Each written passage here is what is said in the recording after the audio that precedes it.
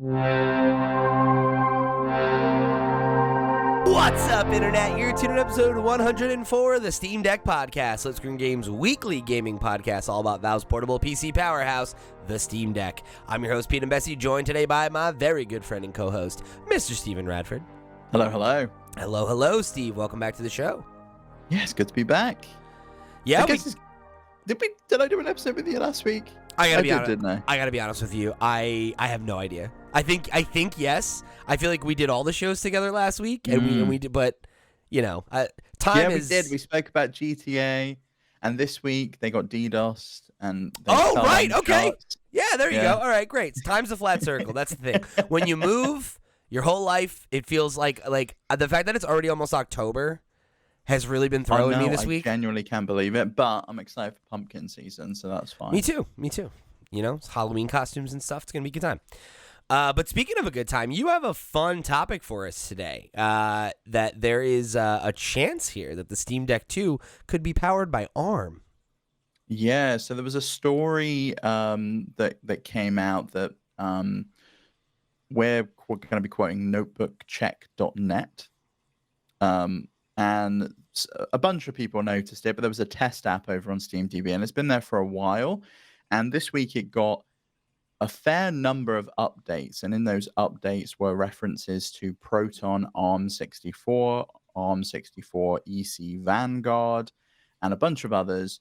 But it specifically names a bunch of games as well. So Left 4 Dead 2's named, Gary's Mod is named, Geometry Wars, Kerbal Space Program, Papers, Please, Spelunky, Shadow of Mordor, and a bunch of others are all on this list. It's a fair few games. It's like a big chunk. And it's got people wondering whether this means that Valve is experimenting with ARM internally for a new device. Could they potentially be working on a store for Android and bringing games over to Android, stop developers having to port them?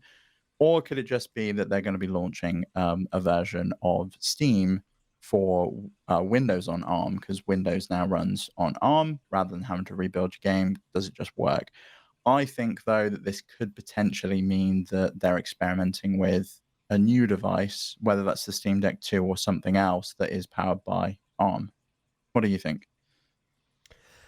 I think it's one of those things that is a little interesting to me because, you know, Valve is known for experimentation, right? So, like, I'm sure that they do a lot of experiments like this that never really go anywhere and that are you know, more to answer a question than to really, like, are I guess more for like edification and experimentation and trying to like answer internal questions than they are necessarily signs that like a consumer product is on the way, right? So like that's something that, you know, is always something I want to keep in mind when looking at stuff like this, is to not immediately assume that it's like, okay, that's definitely where we're going, right? Especially when it's a company like Valve. But yeah, I mean, it does raise that question of like, well, then why, right? What would be the point here? And I know one of the notes you kind of have down below here is a callback to those FTC leaks from a couple months ago that like Xbox was considering ARM for their next console. We just had a rumor that PS6 is a, you know, reportedly going to be working on AMD software, or excuse me, hardware, and that like Switch 2 is also looking at necessarily or potentially being ARM based, right? So, or is ARM based on what we've seen in the recent leaks. So, yeah, I mean, it's not that far fetched, right? Like, I mean, if 2 out of 3 of the other guys are doing it, it's not crazy to think that Valve would at least be considering it. Yeah, you got to think so. Like, the future is definitely moving towards ARM. The fact that Windows is finally embracing ARM and not just stuck on x86 architecture, I think, goes to show that this is potentially where the future of computing is going.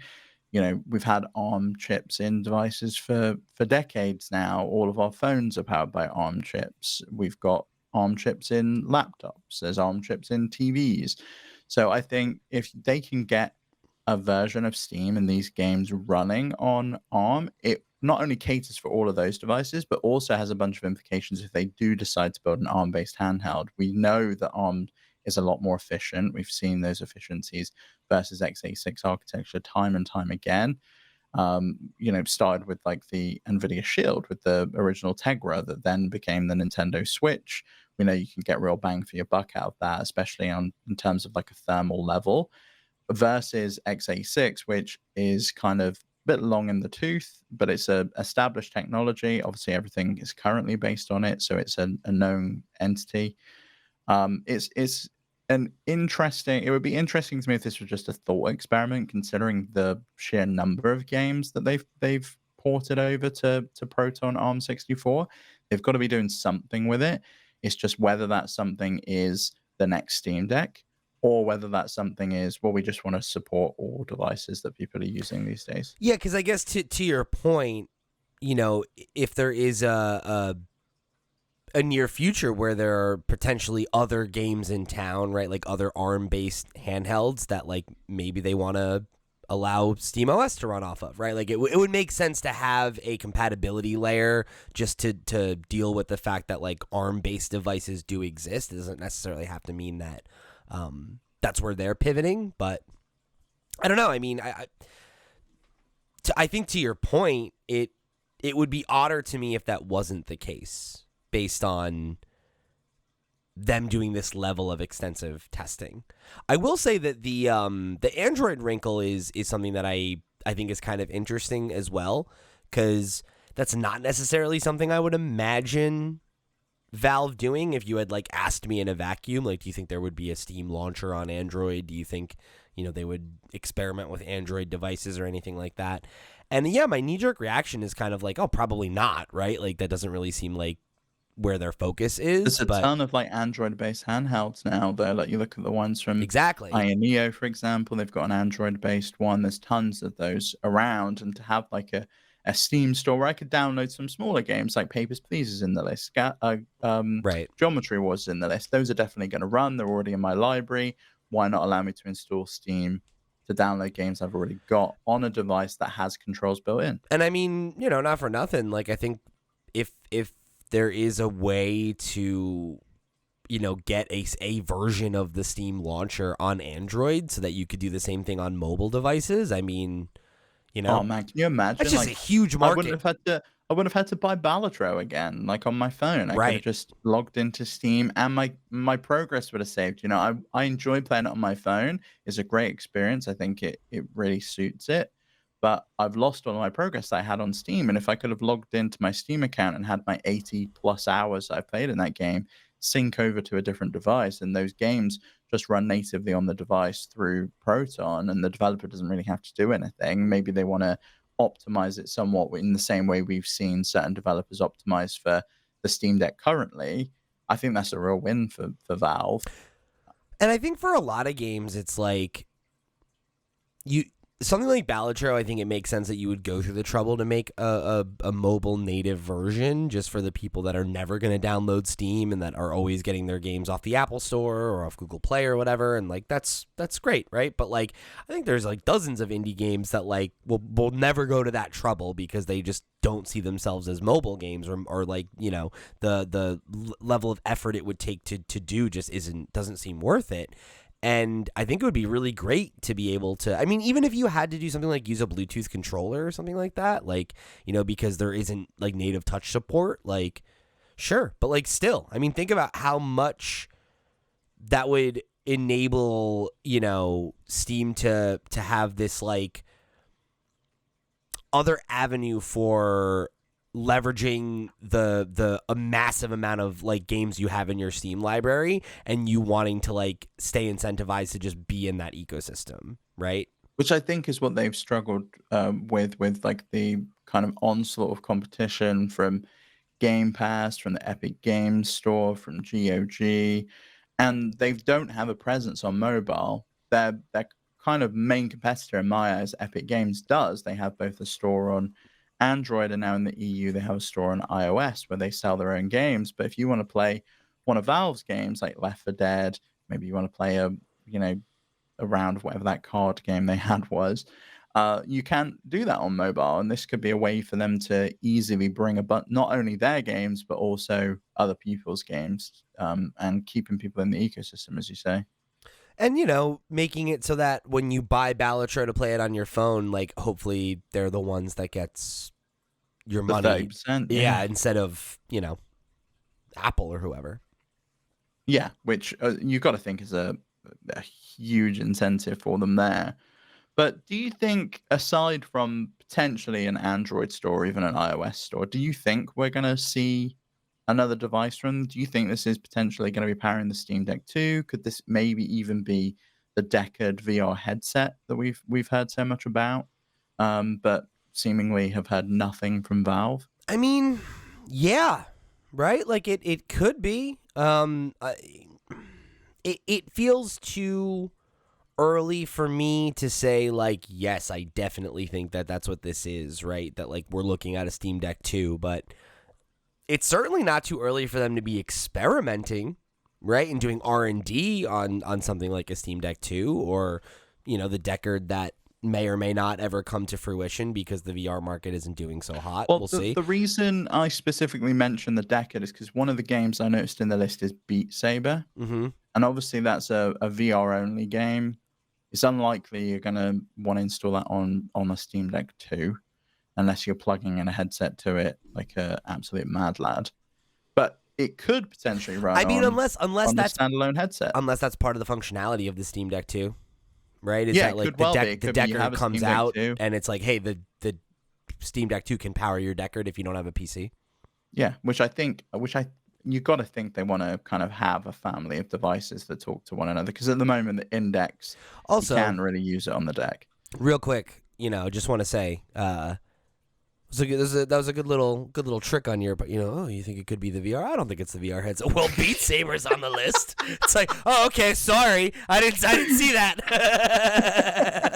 It's all right, maybe it is the VR headset then. But it could just be also that they're going through the list alphabetically, and just saying, right, which ones work. It could be that Beat Saber just automatically worked because they'd done the work for another Unreal Engine game and it just happened to work. But I don't know, to your point though, it's like, why test Beat Saber if there's not an element of VR support? Yeah, Synth Riders, which is another VR game, is also on here, and I would imagine that there's probably a few others, but the list is very long. That makes me think that they're experimenting with ARM architecture more broadly, and that maybe it isn't with the intent of like a singular device yet, right? It's that like they haven't worked with ARM yet, so it's like, all right, like if we were to do this, if we were to do that, right? Like, because I guess the other way to interpret this is that maybe they're working on VR versions of some of their classic titles. Or they just run in like a flat mode where you just have like a big 50-inch screen in front of your face. And it would still need to run on the device in order to do that. Right. But some of those games on that list feel like they make less sense in that conversation. Like Left 4 Dead or Gary's Mod, I could see how you could put those in VR, but like I could see Geometry Wars in VR as well. Like you hear it coming up behind you and you got to turn around to shoot the thing. I guess. But get the little triangle. Yeah, but like that would have to be a new game, right?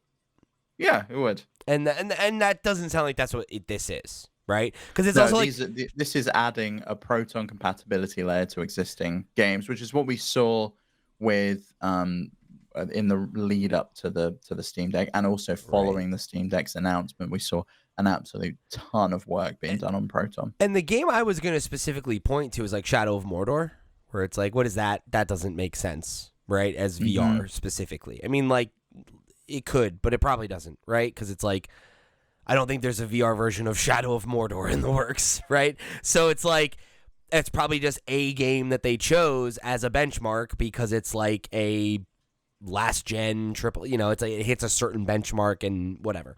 So it's just interesting to me to see such disparate titles, because there's some that have a ton of things in common and it's like, sure, that makes sense, but then it's like there are these outliers that does kind of give this impression that it's a broader type of experimentation, right? Like they're just trying to create you know, a compatibility layer like Proton or something like that, you know, and maybe it's as simple as Yeah. that, but I don't know. There's a lot of VR games in here, though. There really is. There really is. The more I scroll down the list, the more there are Pistol Whips, Synth So Riders. okay, so then, do you think it's potentially 2 devices? Is this potentially I think it could be 2 devices, this could or be it the could just Deckard be and a that. Steam Deck too? Yeah, or it could just be that we know people are going to want to play normal games on this as well. They're going to want to use it as a general purpose device. We've seen people want to watch, Netflix on the plane on this. We've seen people want to use these as I like guess that's their own little true. private cinema. There's a chance that they could. What's the Apple thing? Vision Vision. Pro. It's possible that they could maybe be wanting to make a play for that kind of, not that kind of device broadly, but the idea of like, this isn't just a VR device. Like, yes, you can play Half-Life Alyx and whatever, you know, the new hot VR game is, but we know that you have access to hundreds of games in your Steam library, and you should be able to use those too, and like, you know, whatever. I don't know, though. That seems so weird It to would be me. strange for me that they would opt for ARM for their headset and AMD for the Steam Deck, No, that's my and thing not is like, have parity across both. I think there will be parity across both. I think like if this is the sign of things to come, then the future of Steam hardware is probably ARM based, right? And like that doesn't seem far fetched based on what you laid out in the beginning, right? Like where it seems like things are going and what we've seen from, you know, the other console manufacturers. It's like the idea that they would do something that's just totally based in ARM is certainly not out of the question. And yeah, I mean, I guess the bigger question is like, I mean, is that definitely what's happening, right? Or is it just experimentation? Or is it a issue of like, you know, right now they're just trying to get comfortable with ARM before they start, you know, committing to building hardware on it or around it, right? Because I could see that being the first step, right? Where it's like, okay, like we're considering using ARM for our next VR headset, or we're considering that as the successor for the Steam Deck 2.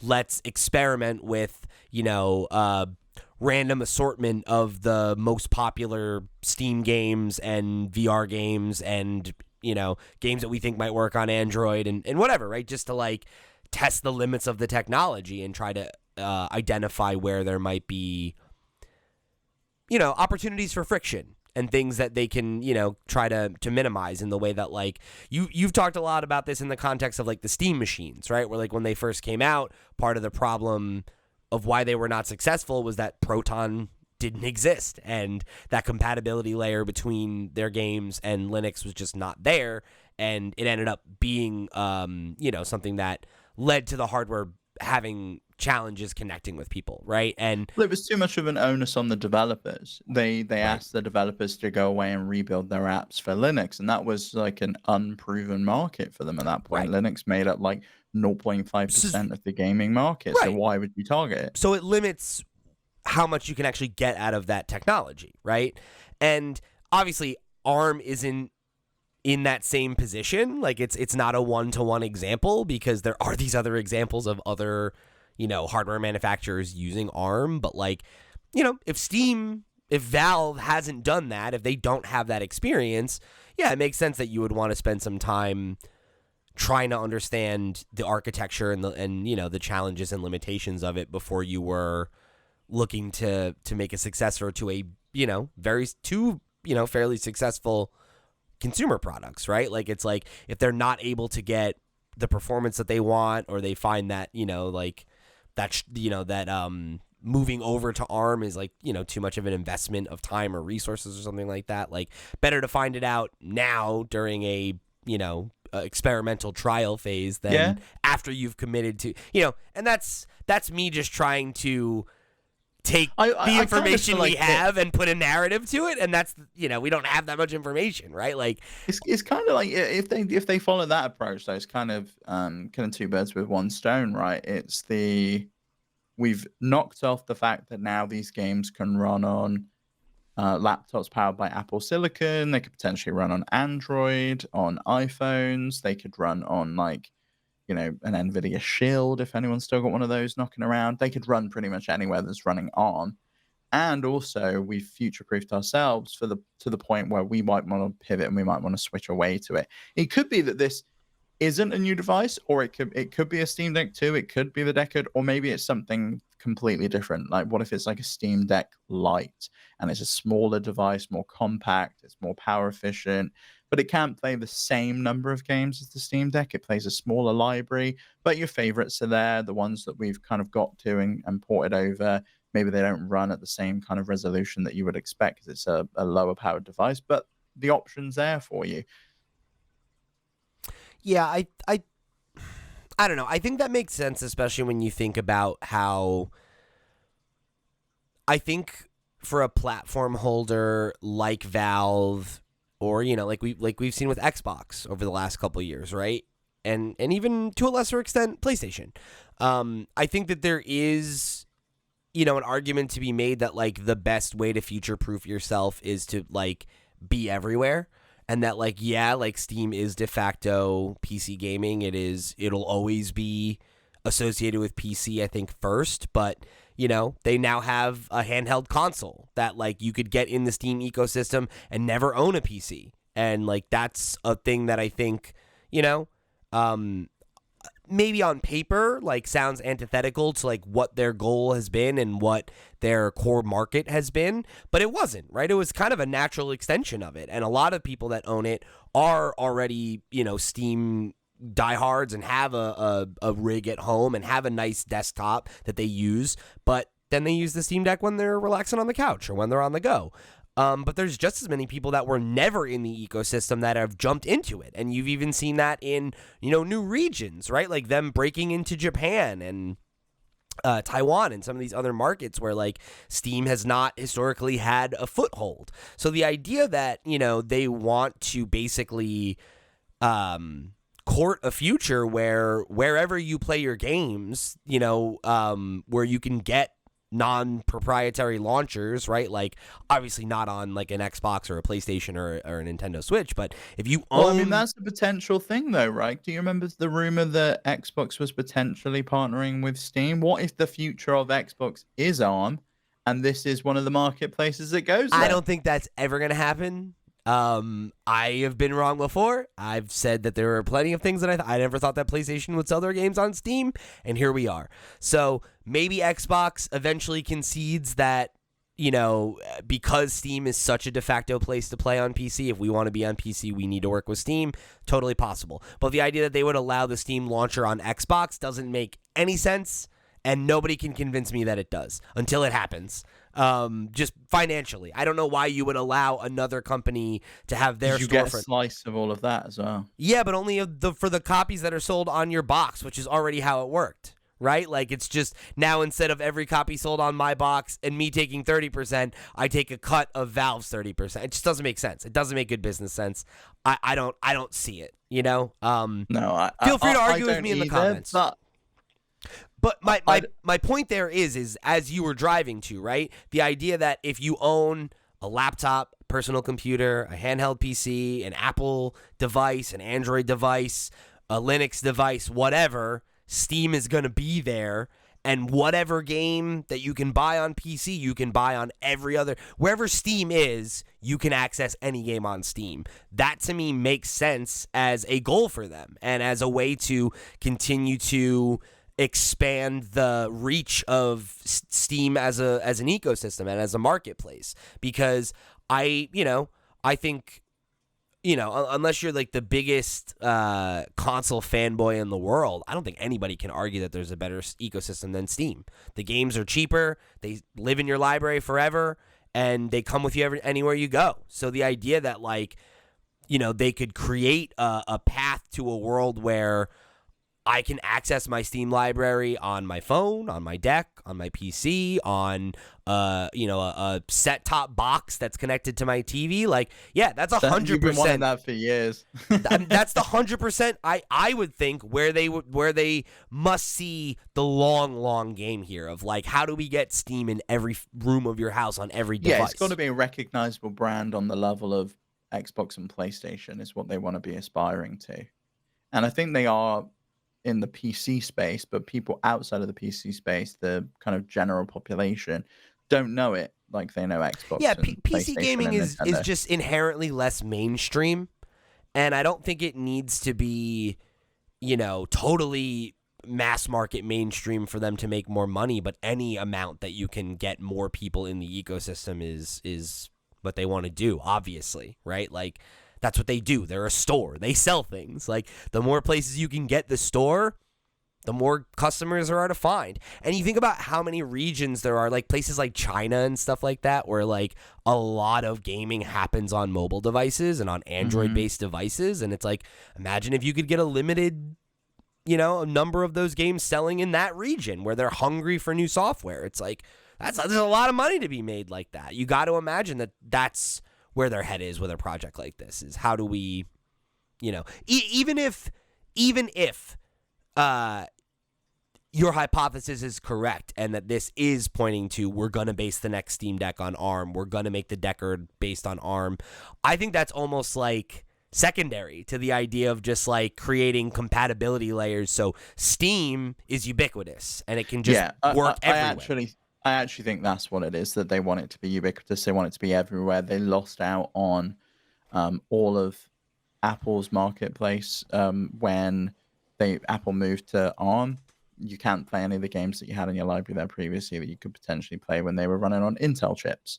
And to bring those users back, I think would be an easy win for them. Like, imagine if they could just release a compatibility layer and then tomorrow, right? Like, they can just release a press release and it's like, by the way, if you own an Apple computer, you can download Steam and play games on it now. It's like, that's huge. That's 50% of the personal computer market, right? Is Apple, and none of those people can play Steam games. Yeah, which would be an absolutely massive market for them. It's when I see a lot of VR titles in the list that gives me pause. It does make me think that there's got to be something there, whether they're looking to launch a marketplace on Deckard, and Deckard's powered by that, whether they're going to have a marketplace that you can sideload onto your Meta Quest and you can run Steam games on a Meta Quest instead. I don't know what their plan is here, but there's got to be some element of VR, because there's at least 5 VR games on that list, and I don't think you'd be testing those for no good reason. No, I think you're right. It's interesting.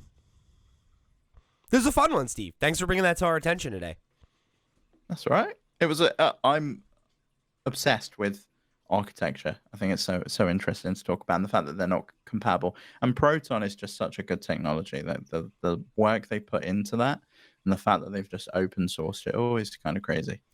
Yeah, it's so funny because I think this is the reason that I thrived in journalism, right? As a path of study, was that I am not particularly interested in architecture, but the fact that you are, I'm like, yeah, all right. Like, yeah, take me on a walk, buddy. Make me interested. And now I'm sitting here like, oh, the wide-reaching ramifications of this are fascinating. That's the beauty of this show. We all learn a little bit of something and have some fun together. Speaking of having some fun together, I want to give a thank you to our Patreon producers for the month of September. They are, of course, Arnold J. Rimmer, Christopher Valens, Gabriel Hasselmeyer, a.k.a. Sobi, Steve Stompy, Susan Likes Cats and Also Boobies, Tad the Dude, Voodoo Vic, and Wakahula. Thank you all so much for your support over on patreon.com/flipscreengames. Y'all the realest of the real, and we greatly appreciate your support of this and all of our sister shows. Speaking of which, if you want to go check out our sister shows, the Flip Screen Games podcast or Nintendo Noise, where we talk about everything everything going on in the world outside of Steam and the Steam Deck, you can go and check those out. If you enjoy this show, I think you'll have a good time over there. I know several of you have recently checked out one of those new sister shows and commented how much you've enjoyed it. So if you're one of the folks who check out this show every week, consider going and checking out those shows every week too. They're a good time, and I'm sure you'll have some fun. All right, Steve, speaking of those shows, over on the Flip Screen Games podcast, Max and I did a breakdown of the PlayStation State of Play that happened this last week, and you have a headline pulled roughly right from there today. Yeah, so Horizon Zero Dawn Remastered was obviously announced. It's going to be a $9.99 upgrade for existing owners on, I think, both PS5 and PC. Yeah, which is new, right? Yeah, so it brings a bunch of new stuff. They said they've re-rendered 10 hours of cutscenes, and that there's they've brought the models up to the models that they've used in Forbidden West. Updated the accessibility features. Yeah, updated the accessibility features. It has AMD FSR 3.1 with frame generation, which would be great for Steam Deck players, and NVIDIA DLSS 3 for NVIDIA users. It's got widescreen support as well for PC. Oh, the 21:9, yeah. Yeah, which is cool. There's a bunch of cool stuff there. However, they also snuck in that for the PC version now, it's going to have the PlayStation overlay. Now, this may have some ramifications for Steam Deck players. I don't think it will. I kind of feel like they're going to work around it. But that overlay has completely broken online play for Ghost of Tsushima on Steam Deck. Yeah, so for Legends, right? Yeah, so it's worth noting that that overlay has been problematic with Proton. Unless they put work in to fix that overlay, there would need to be an opt-out. Now, God of War Ragnarok has that opt-out, and that's how they got through the Steam Deck verified process, because that game has launched and it is Steam Deck verified on Steam. And I think it just identifies that you're playing on a Steam Deck and doesn't launch the overlay. So hopefully they do something like that with Horizon Zero Dawn. But I wanted to get your take on it. Do you think that this is going to be Steam Deck verified at launch? We obviously saw some issues with Zero Dawn when it first launched. It was verified, but you got, I think, 4 hours into the game and it started breaking. So I'm inclined to say yes, based on what came after that, because the game did launch verified, and it was, it had some problems that they were able to work out, and now it runs fine on deck, and there's no problems. And my thought is that I can't imagine that anything that's getting updated here is going to be that game breaking. I think that there's a non-zero chance that there's something similar to that, where it's it is verified day one, and then we find that once thousands of people are playing it, that there was some level of error that comes up because of some of these new features, right? Like something with frame generation that doesn't work or something like that, and it'll have to get resolved, and that'll, but I doubt we're going to be looking at a Last of Us Part 1 situation where the game launches in a broken state, or comes out and is non-verified because of some of these things. Because I think that there are some cool quality of life upgrades here, but none of them are that game changing, aside from the updated animations, right? That's obviously a pretty significant change, but also doesn't seem like something that, I don't know, Horizon Forbidden West also is deck verified and runs and didn't have the same problems that Zero Dawn did at launch. So that, to me, if this is based on that tech, it's well, that game already runs, why wouldn't this one, Yeah, I guess it's the addition of that PlayStation overlay, which potentially may cause some problems. Yeah. And I think it's also worth noting that means you're probably going to have a PSN account, right, in order to log in, which causes some issues in markets where PlayStation Network doesn't exist. So my question there, though, is that, so for God of War Ragnarok, when you opt out, does that still require you to have the PSN, or do you just opt out and it doesn't launch the PlayStation layer? That I'm not sure of. I think on Steam Deck it doesn't launch the overlay at all. So you wouldn't need a PlayStation Network account for that? I think you can. I think it links outside of the overlay, so it kind of links your achievements in the background and does all of that stuff. Whereas the overlay shows your friends list and kind of Right. lets you Okay. chat with people and do all of that stuff. Because if that's That's the the bit that you can case, opt out of. then I imagine that Horizon will work the same way that does, right? I mean, unless Forbidden West doesn't work that way for some reason, then maybe that's something to consider. But to my memory, right, there's no online component of Horizon, so I don't know why that would be a problem and why you couldn't just replicate that same opt-out technology that has been implemented in God of War, so that even if, I guess, you probably still need a PlayStation account, which is obviously, not good. I think, I understand the desire to have that as an option, right? Like, I think it's cool that you can log in and that if you want to earn trophies on the PC versions of games, if you're a trophy hunter or whatever, like, then that's great. Like, that's great functionality to offer, but requiring it is something that I feel so ass backwards to me. It feels very Yeah, because it cuts you out of so many markets. We saw that when they tried to enable it on Helldivers. Helldivers 2 earlier this year, that they took the game down from a bunch of markets. People that bought the game could no longer download it and play it. And then they had to undo that and apologize. And it will eventually come to that game at some point. But for now, at least Helldivers is safe. But it seems like that's going to be the norm moving forward with PlayStation's games. I don't know why they don't just have an account that works no matter what region you're in. Just let people sign up with an email address and password. Like, it doesn't have to do anything functionally. If it knows you're in a region that doesn't have the PlayStation, that's fine. But you're then tapping into a market that a bunch of people that can't access these games normally can now access them. And it's like, isn't that the point of them being on PC? Yeah. It's like it just feels so antithetical to like why you're even here, right? Which is to reach more players. Very strange. Particularly considering they had how many games on Steam where you didn't need that, and then now they're like, oh, we're adding that, right? Like, Helldivers was out and being sold before they like decided to make that a requirement. So, I mean, there must be some reason, right? Like, that they do it. I wouldn't be surprised. Yeah, they got a new CEO.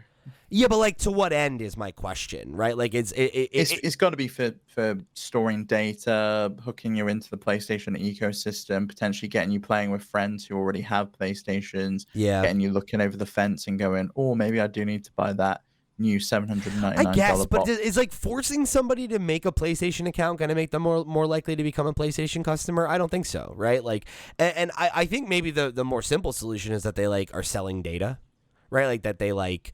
And not even like in a malicious, like, I know that sounds like a certain kind of way, but like No, every they'll be company tracking sells data, right? Yeah. You track user behavior, and then you can sell that data to like marketing firms and advertisers and stuff. Yeah, it'd be so like, that they we can. saw that 25% of people in the UK with a PlayStation account played Horizon Zero Dawn. Right. And those people, of those 25% of people, 10% of them completed it. Or it could be something as simple as like you're trying to get somebody to like, buy advertising space on like the PlayStation YouTube channel or something, and you can be like, oh, well, Helldivers, like we see that like, people play in these regions and this percentage of them are male, and this percentage are and we've female, got this all these percentage are email non-binary, addresses. this percentage are white, this percentage are, whatever, and like you can like that's how marketing works. That's why magazines used to exist, right? Is that like, oh, like, a magazine is a super valuable marketing tool. If I'm somebody who's trying to sell fishing bait, then it's like, yeah, I want to advertise in the fishing magazine because everyone that reads it is a fisherman, and that's what I'm trying to sell to, right? Rather than just like an ad in a newspaper, right? Because everybody reads that. And, the idea that like they want specific identifiable demographic information so that they can use that data for marketing and or again, like selling it to other people is something that like I understand the desire.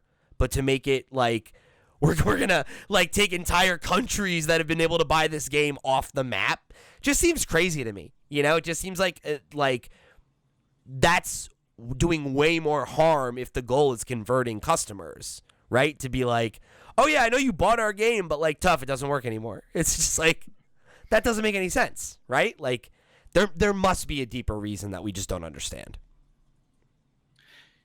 Yeah, I mean, I think it just comes down to the companies wanting to control their players and having their data, knowing who's playing it, capturing their email addresses, and having that connection with the customer, which when someone buys it from a third-party marketplace like Steam, they don't have.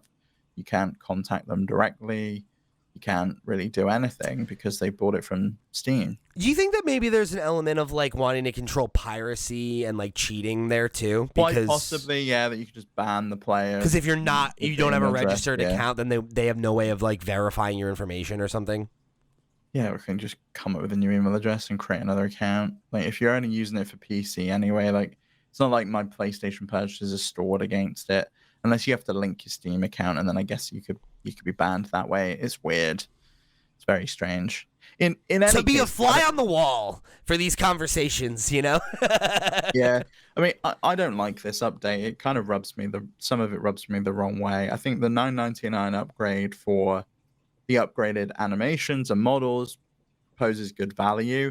I don't like that they paywalled FSR 3.1 and DLSS 3 behind it. Those are updates from AMD and Nvidia, and I feel like they should have been included in the base game anyway. It would have improved performance for players on Steam Deck with FSR 3.1, and having to now pay another $9.99 in order to potentially get improved performance, or performance at the same level, because I'd imagine the new animations are a little bit more intense. It's just a bit shitty. Yeah, and I think it's like,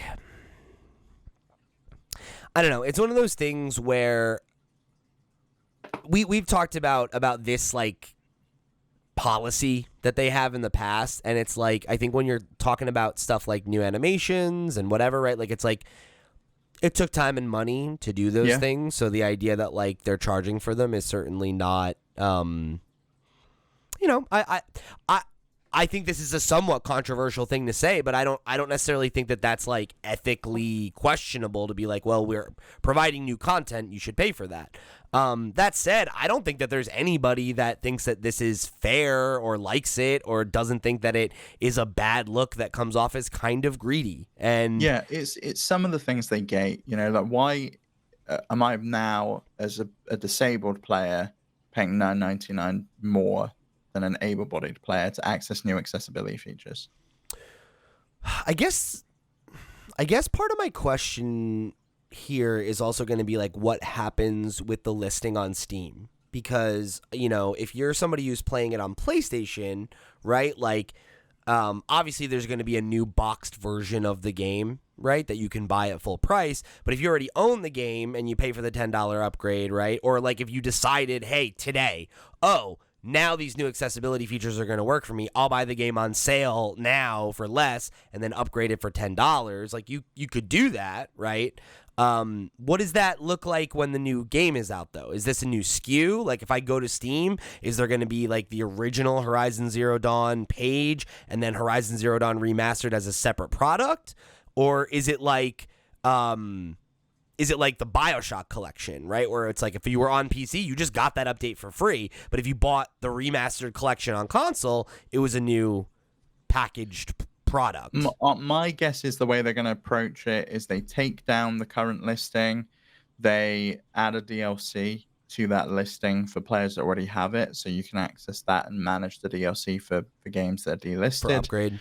And then they put up a new version, which will be Horizon Zero Dawn Remaster, which will probably be the same price as Forbidden West, which is $49.99 in the UK. I think it's $59.99 in the US. Whereas currently it's $10 and £10 cheaper than Forbidden West. Okay. The one thing that's interesting about this too is this upgrade does come with Frozen Wilds, which I think is more than $10, isn't it? No, so you can get the complete edition for $49.99 currently, which comes with all of the expansions. Gotcha. You get, I think you get everything and whatever. I think they did 3, right?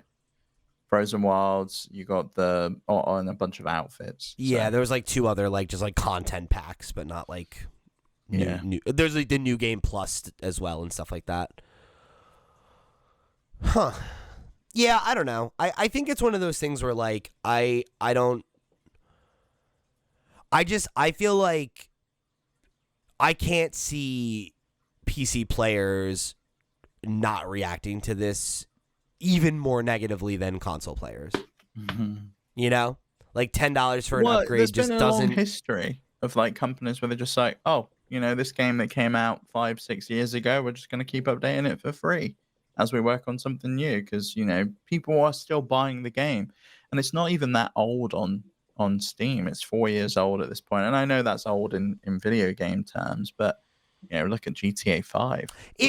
I think it makes a lot more sense on the console side of things, right? Where it's a 7-year-old game. The, you know, idea that you're like, whoa, we remade the first one with the technological advancements of the second one, and, you know, now you can play this better version with better accessibility and better, you know, it's like, great, sure. Like, that's a product that exists for a reason, right? Because if you're a new player who wants to jump in Horizon for the first time, now you'll have an even better way to do it. If you're somebody that played it for the first time and you're looking for an excuse to replay it, they'll probably get your money again, right? We understand why this type of product exists, why these updates exist, but yeah, I think that like there is that sense on PC of like, I bought this game and it's still in my library, like why should I have to pay for an update, you know? And yeah, I don't know how you handle that in a way that's elegant, you know? And I don't know if the best solution I is... don't know how you do it either. I mean, Skyrim did it. There's 3 versions of Skyrim. There's and like people don't like that, right? But it's like, but I don't they think... still bought them. But, and I feel like the critique of it often is more tongue-in-cheek. It's often more like, they're going to release Skyrim again, haha, right? Rather than like, fucking greedy Sony charging me $10 for widescreen support is bullshit. And it's like, I understand that opinion. I really do. And I also get like the just, you know, financial reality of like, well, somebody had to spend money to do this. So like, you know, it makes sense that they want to get a return on this upgrade, but it's like, I don't know, man. I think at some point you need to just cut your losses and like deal with the customers that you're dealing with and know that like PC players are not going to love this decision. Just release some of the things for free. 21:9 support. Yeah, but then it's like was even available with a mod. Why could you not incorporate that into your game? Yeah, but then like, what are you charging for? $9.99, right? But why you're just charging for 10 hours of new upgraded graphics? Yeah, I guess but again, it's like I don't think PC players think they should pay for new graphics because it's just and I think you're right. It's just an update, right? Like it's not like when they remake a game like the Crash collection where it's like these games are remade from the ground up, they're a new game, right? It's like, no, you're optimizing an old game. Why should I pay for that? You know? I don't pay for smart delivery on Xbox either for that matter, right? Like the game just runs better, right? Whereas like PlayStation is charging me $10 for that privilege. And, you know, I think for certain players it doesn't hurt that bad because if you bought that game on PS4 in 2017, like I did, right? And then, like, say you never bought the DLC, and you're like, oh, I'll pay $10 to upgrade on to a PS5 version. I'll get Frozen Wilds, and I'll play the game again. Cool. Like, that doesn't feel bad. I feel like for $10, who gives a shit? Or if you were one of the people that, like, just bought it when it was on sale on Steam for, like, $10, $20, right? When they had a PlayStation sale where everything was, like, up to 70% off, that game was, like, $10. You could have bought it, and then if you upgraded for $10 and you paid $20 for it, I don't know that I feel bad for you in that scenario, but I also do think that it comes off a certain way for PlayStation to be like, yeah, we charge $10 for an upgrade. Yeah, no one else does that, but we do it. And it's like, you don't, you know, it's, but that's PlayStation. But they can get right? away with it, so that's why they're charging $800 for a PlayStation Pro, right? So it's like they're happy to $1,000 for the special edition that no one can get now. Yeah, they're all sold out. Yeah, I'm so sad about that. You're gonna get one? I wanted one of the controllers. I was in the queue earlier, and then they all sold out. I got the controller at the very last minute. They said they were sold out, and I was literally like, I exited the thing and was like, oh, well, I lost. And then Ken called me and was like, dude, they're still up. Like, refresh the thing. I think it's just like glitching out. And I was able to like get in and grab. So I got one of the controllers, which is cool. I did want to get the Portal. I was like, getting the Portal with the OG. The gray would be cool just to have, even if I don't use the thing. But like, yeah, honestly, the fact that it was sold out, I'm like, That's probably good. I didn't need to spend that money. Yeah, it is good. Yeah, you just built a PC. I don't need it. I have no need for it. I'll never use it. It would probably just go behind me and be like, "That's pretty cool," right? Like, great, good use of my fucking money. So, yeah, I think it's one of those things where it's like, regardless of how you feel about it, this is what they do, right? And they must be seeing a good enough return on investment that they don't think that people care enough for it to be a something that pushes them away, right? And I don't know, maybe this is a thing where that upgrade, like, do you think an upgrade like this ever goes on sale? Like, will there be a Steam sale where it's like you can buy the upgrade for $5 instead? I wonder. Probably not, right? Yeah, I don't think so. I mean, I could see the new version of the game, because I think that you're just going to be able to buy the new version. That's going to go on sale, obviously, but the upgrade won't. Yeah, that's probably right. But yeah, I don't know. The other way they could potentially do it is like the complete my bundle things that they do on Steam. They could just have it where it's a totally new SKU you've got to download, and it's like, if you already own this version of the game, it only costs you $10. Yeah, and then you get the full thing. Yeah. I don't know. It's interesting. I'm interested to see how Steam reacts to it. And, like, I mean, I'm sure people are already in the comments on this episode saying how it's greedy and shitty, and I don't think I'll be surprised by what the popular talking points are, but I guess I'm interested to see, like, is this something that we find out in a couple months? Like, yeah, nobody on Steam bought that because they thought it was bullshit. And then, like, does that influence their behavior moving forward, or is PlayStation happy to be like, this is the party policy. This is what we do. This is how we do it. And if you don't want the $10 upgrade, then guess what? The base experience is great, and keep enjoying it, right? Like, yeah, we shall see.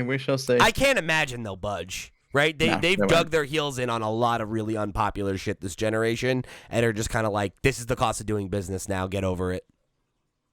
Yeah, I don't like it, but it is. No, it is what it is. I think they've done a lot of like. I think damage sounds dramatic, but I think that they have made a lot of decisions this generation that have burned goodwill like that, where it's just like, I don't like this decision at all, but it's certainly that's what they're doing. They've dug their heels in, and that's that, And I think this is just one of those things. But it is interesting to see them do it to PC players, considering we've talked how much about how they've charged PC players $10 less per game anyway.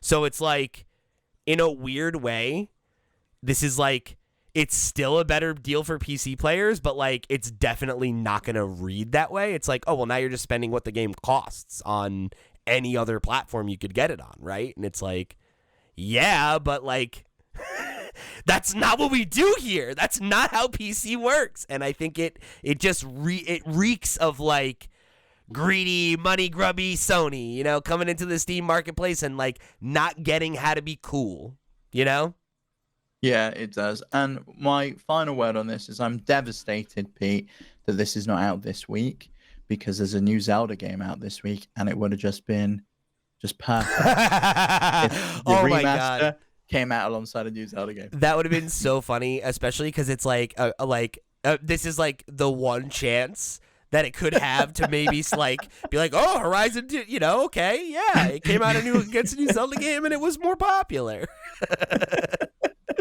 But guess not. Oh, well.